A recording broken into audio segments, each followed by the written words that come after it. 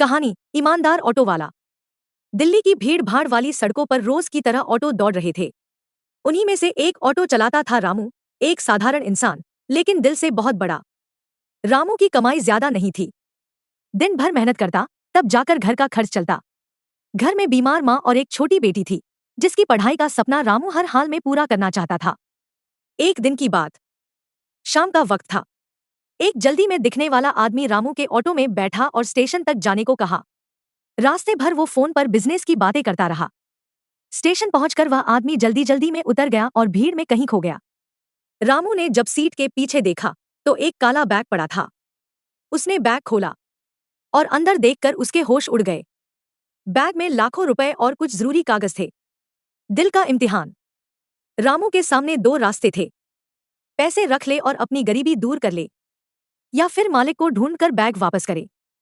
कुछ पल के लिए उसने सोचा, अगर ये पैसे रख लूं तो माँ का इलाज और बेटी की पढ़ाई आसानी से हो जाएगी। लेकिन अगले ही पल उसने खुद से कहा, मेहनत की कमाई ही सच्ची कमाई होती है।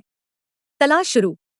रामू ने बैग में पड़े कागजों से उस आदमी का पता ढूंढा और रात होते होते उसके घर पहुंच गया। दरवाजा खुलते ही वो आदमी घबराया हुआ था। मेरा बैग कहीं गिर गया। उसमें बहुत जरूरी चीजें थी।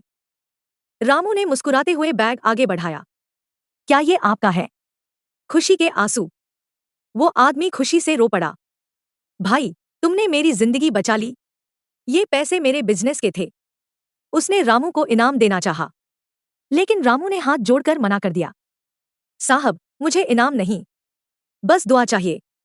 कहानी की सीख। रामू की ईमानदारी की खबर पूरे इलाके में फैल गई। कुछ ही दिनों में उसे एक बड़ी कंपनी में ड्राइवर की नौकरी मिल गई और उसकी बेटी का सपना भी धीरे धीरे सच होने लगा। सीख। ईमानदारी कभी बेकार नहीं जाती। वो देर से सही, लेकिन जिंदगी बदल देती है।